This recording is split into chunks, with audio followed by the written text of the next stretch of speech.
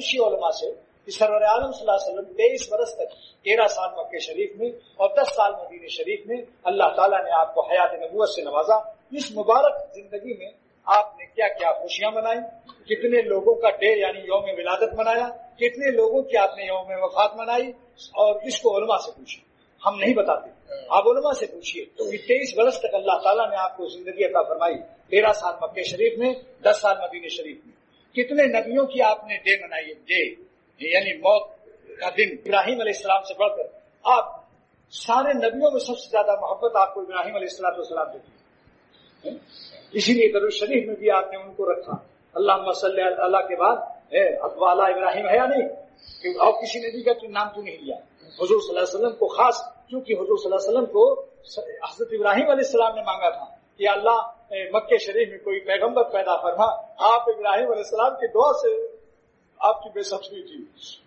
تو اس لیے یہ بتائیے کہ آپ نے کوئی عالم, کسی طبقے کا, کسی جماعت کا عالم یہ ثابت کر دے کہ سرور عالم صلی اللہ علیہ وسلم نے کسی پیغمبر کی یا کسی شخص کی ڈے یا موت یا وفات منائی ہو, تو میں کیا کہوں, بس پوچھ لو, اس کو پوچھ کے عمل کرو, ہماری بات نہ سنو, تحقیق کرو.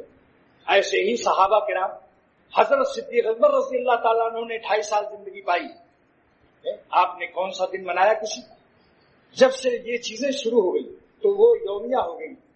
ارے ہر سانس ہماری حضور صلی اللہ علیہ وسلم کے لیے, آپ کی ولادت شریفہ, آپ کی حیات طیبہ پر ہماری ہر سانس فدا ہونی چاہیے. ہر صبح, ہر شام, ہر وقت ہمیں ان کو یاد رکھنا. ایک ظالم شاعر کا شعر یاد آ گیا, وہ حیدرآباد دکن کا تھا, اس کا نام تھا شجیع, شین جیم یا عین.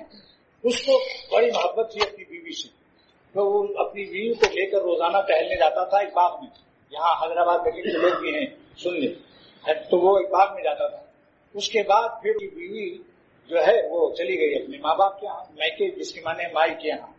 تو اس دن اس کو جب بیوی نہیں ساتھ تھی, تو جہاں جہاں وہ گزر رہا تھا اپنی بیوی کے بارے میں یہ شعر پڑھ رہا ہے.